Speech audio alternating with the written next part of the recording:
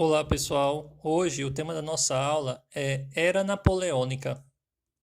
Então, a Era Napoleônica, ela vai de 1799, quando Napoleão Bonaparte assume o poder, até 1815, quando ele é derrotado. Então, lembrando que essa Era Napoleônica, ela ocorre na França, e a França, ela fica na Europa.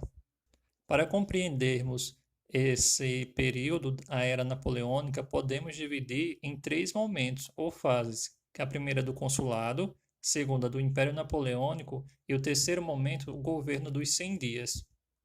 Agora vamos entender como Napoleão Bonaparte chega ao poder na França.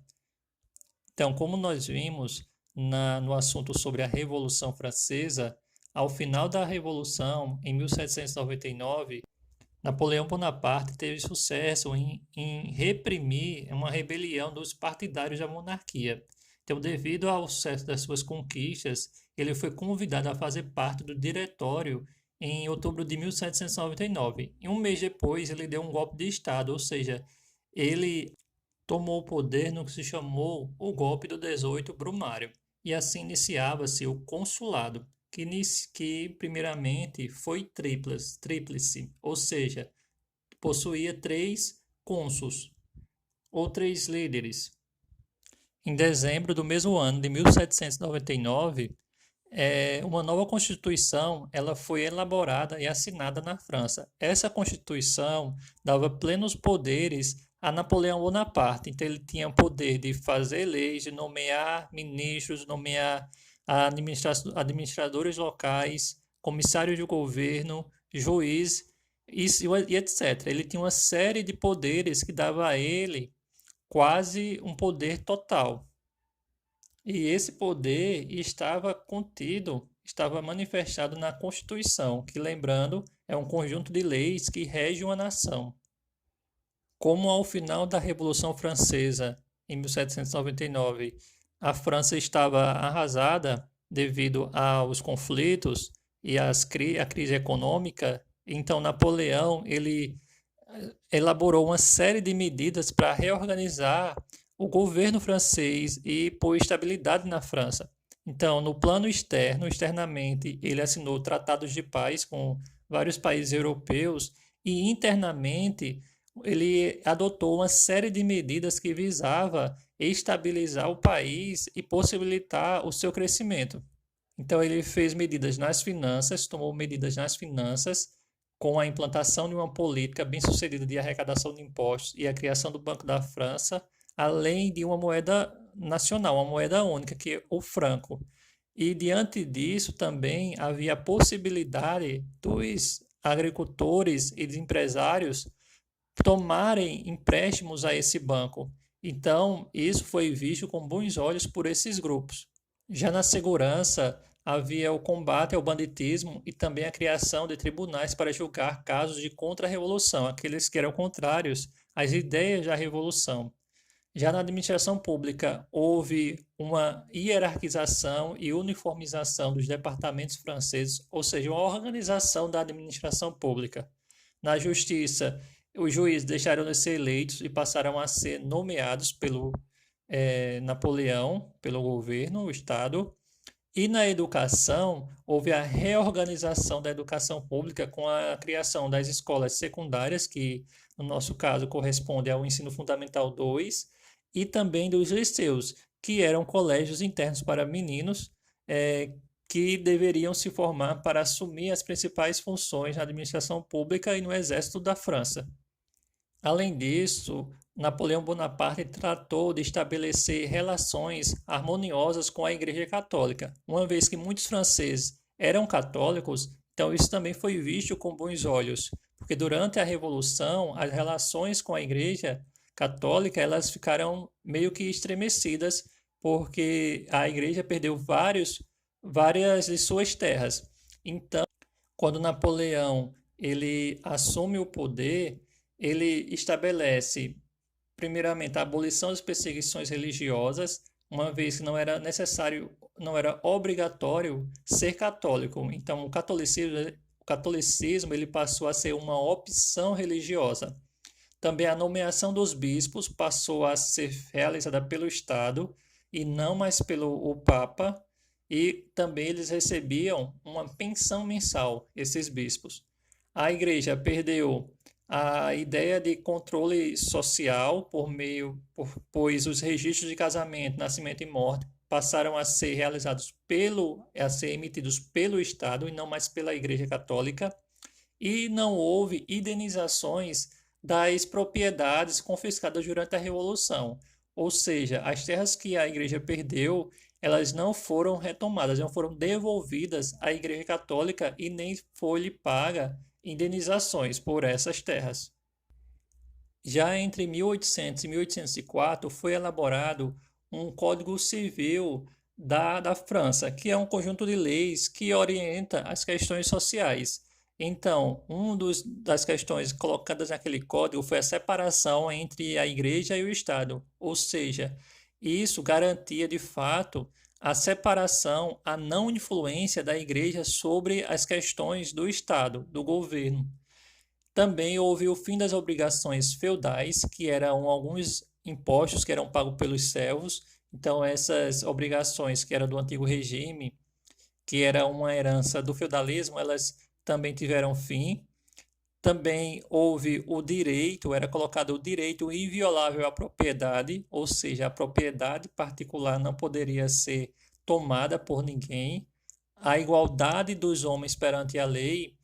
No entanto, esse Código Civil reafirmava as antigas práticas do antigo regime para com os oprimidos, aqueles grupos que eram oprimidos, porque ele estabelecia que as mulheres estavam subordinadas à autoridade do pai e do marido, ou seja, não havia liberdade para o grupo das mulheres. Também proibia também greves e as organizações dos trabalhadores e reestabeleceu a escravidão nas colônias francesas, ou seja, não garantia de fato a igualdade de todos, igualdade e liberdade de todos.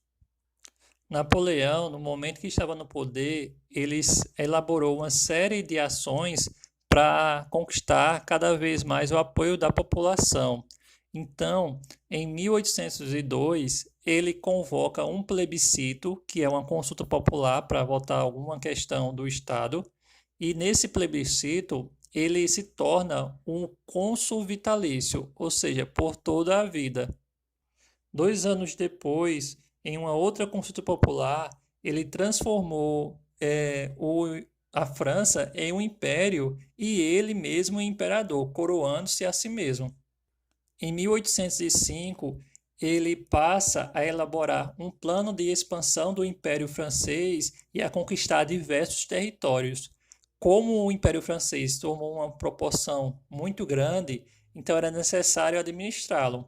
Para fazer essa administração desse Império Francês, Napoleão se utilizou de uma prática que se chama nepotismo, que até hoje, infelizmente, é praticada no Brasil, que é o seguinte: é colocar pessoas da própria família na administração pública, mesmo que essas pessoas não tenham a capacidade técnica de assumir determinado cargo. Então, para se manter no poder e ter apoio social, o Napoleão Bonaparte ele se utilizava de dois meios. Por um lado, ele fazia investimento e melhorias em todo o império e na França, na capital, e por outro, ele realizava repressão às artes, à imprensa, pela perseguição de autores, fechamento de jornais e teatros, além da construção de uma própria versão dos fatos sobre, por exemplo, as batalhas que eram realizadas na conquista dos novos territórios. Diante das conquistas napoleônicas, ele foi aumentando cada vez mais o território do Império Francês. No entanto, um país ainda ele não conseguia derrotar, que era a Grã-Bretanha. Por isso, ele estabeleceu o que se chamou de bloqueio continental, que consistia na proibição do comércio da França, Nações Aliadas e as áreas sobre o domínio francês com os britânicos. Então, não poderia nenhum desses países comercializar com a Grã-Bretanha, com a punição de quem descumprisse o bloqueio continental de ser invadido e Napoleão tomar posse dos territórios. O objetivo desse bloqueio continental era tanto garantir mercados para os produtos franceses, como enfraquecer economicamente o país rival, no caso a Grã-Bretanha. Porém, a indústria francesa não foi capaz de substituir os produtos ingleses para suprir as necessidades do restante do continente europeu, o que causou uma crise de abastecimento. Diante disso, a Rússia ela rompeu o bloqueio continental, ou seja, restabeleceu o comércio com a Grã-Bretanha, o que causou problemas ao imperador Napoleão, pois ele se viu na obrigação de invadir a Rússia. Também, Portugal não cumpriu o bloqueio continental e o exército napoleônico então invadiu o território português, o que provocou a fuga da família real para o Brasil, que é um assunto que nós veremos depois. Também as tropas de Napoleão invadiram a Espanha e puseram o rei e o irmão de Napoleão assumiu o trono da Espanha. No entanto, houve a reação da população, o que enfraqueceu o poder de Napoleão. Além disso, foi possível também a Inglaterra estabelecer uma base para invadir a França. O exército de Napoleão tentou atacar a Rússia. No entanto, a Rússia ela adotou um meio de guerra que visava levar os soldados do exército napoleônico para dentro do território russo, que é gigante, e aí evitar que eles tivessem o abastecimento de suas tropas. Nesse caso, quanto mais o exército napoleônico entrava para o território russo, mais eles iam se enfraquecendo, pois faltava mantimentos, faltava água e muitos iam morrendo ao longo do caminho. Ao chegarem à capital da Rússia, em Moscou, eles encontraram a cidade totalmente deserta e se viram no impasse de continuar a conquistar, a tentar encontrar o território, a tomar posse do território russo ou voltar para trás. E aí foi o que eles decidiram, foi retornar com as tropas. No entanto, eles foram pegos por um rigoroso inverno que dizimou milhares de soldados. Diante da derrota na Rússia, os inimigos do Napoleão, eles viram que o exército da França, do Império Francês, poderia ser derrotado, poderia ser vencido. Então, como Napoleão havia perdido milhares de soldados e estava com seu exército enfraquecido, então os países, a Grã-Bretanha se juntou com a Áustria, a Rússia e a Prússia e invadiu a França em março de 1804. Diante disso, Napoleão ele abdicou do trono, ou seja, ele saiu do trono, deixou o trono em troca de soberania sobre a ilha de Elba e da promessa de receber uma indenização anual. Com a deposição de Napoleão Bonaparte do poder do trono do Império Francês, se estabeleceu um novo governo com o monarca Luís XVIII, que era irmão do Luís XVI, aquele que tinha ido para a guilhotina durante a Revolução Francesa. Então, esse Luís XVIII assume o trono francês. No entanto, isso gerou desconfiança para muitos setores da sociedade, pois eles temiam que isso possibilitasse a restauração da dinastia dos Bourbons, que é da família desse rei, e também que ocorresse um retrocesso e a supressão das conquistas revolucionárias. Napoleão, que acompanhava o que acontecia na França, lá no exílio, na ilha de Elba, ele organizou um exército que lhe dava guarda, tinha 1.000 homens à sua disposição, e ele retornou à França e assumiu o poder. O rei Luís XVIII, ele fugiu para a Bélgica. Diante dessa situação, as outras nações se organizaram, a Grã-Bretanha, a Prússia, a Rússia e a Áustria se organizaram e colocaram seus exércitos para confrontar o exército de Napoleão. E na Batalha de Waterloo, na Bélgica, o exército de Napoleão foi derrotado e ele foi exilado na ilha de Santa Helena, onde morreu em 1821, aos 51 anos de idade. Então, com o objetivo de reorganizar o continente europeu e definir medidas para garantir a estabilidade política do continente, foi realizado o Congresso de Viena.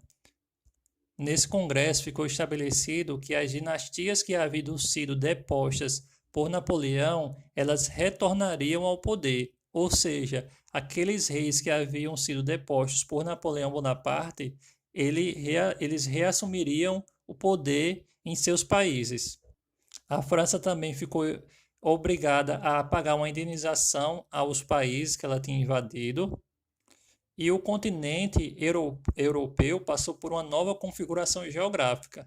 A França manteve as fronteiras que tinha antes de 1792, a Prússia e a Áustria recuperaram seus territórios e a Rússia anexou a Finlândia e a Polônia ao seu território. Também foi criado a Santa Aliança, que era uma coligação militar que visava garantir os acordos fechados durante o Congresso de Viena. E com isso encerra-se esse capítulo da história da França. Então essa foi a nossa aula, pessoal. Espero que tenham compreendido. Um abraço e até a próxima.